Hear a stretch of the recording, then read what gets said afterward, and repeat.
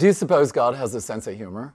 I'm quite sure that he does. I really think God, who created kittens and puppy dogs and who lets laughter erupt in our lives in the most wonderful ways, is surely at the source of it all. Nobody loves a good joke, one that doesn't hurt anyone, better than the Lord. That's my belief, and I'm sticking with it. And I've got a story that goes along with it. There was a time. Have you ever been rejected? I felt like some people were rejecting me big time. They were accusing me. They were saying things about me that I didn't think was true. And maybe there was some truth there. I couldn't find it particularly. And so I'm just feeling the pain of that, and I'm wrestling with it. And now I'm talking and complaining to the Lord, and I'm saying things to Jesus as I'm imagining him right there. And I'm saying, Jesus, you just don't know how much this hurts. I'm forgiving them, but it is so difficult. And how do I live with this, knowing what their attitude is? And it was getting there. And the whole time I'm saying that, I'm thinking, this is ridiculous. If there's anybody that knows what it's like to be rejected, it's Jesus Christ. His name is still the favorite swear word of half of the earth. And of course, there was the crucifixion. No small moment of rejection, and yet I'm going like, you don't know how this hurts, and then I got to demonstrate. Okay, I'm going to get up, but the camera can sort of follow me. I'm get up, and I'm sitting here, and Jesus is over here, and he's standing there going like, son, what am I to you? Chopped liver? And I heard that crystal clear, and I turned, and I go like, I just broke out laughing. What are you to me? Chopped liver? And I go like, yes, I guess that's true. You're right. And then I thought, oh my God, I've got a worse problem than I thought.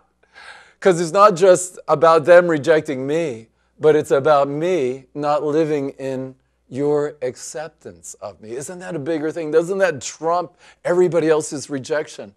And I started praying that through and came into a time of such incredible freedom from the rejecting words and looks and expressions of others and their activity in my life in that regard. And rejection went from being a giant down to being, it's still a player, but very much something that I can deal with and escort to the door and get out of my life.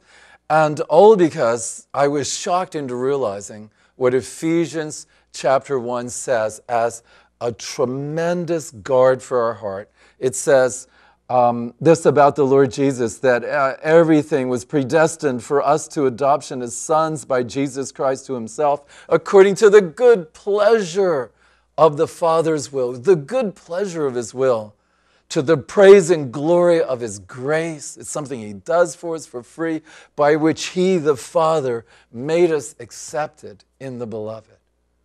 Wow, what does it matter what people feel or think about you if this is the way God feels and thinks about you? And if that doesn't matter, then there's stuff in the way that can be gotten out of the way.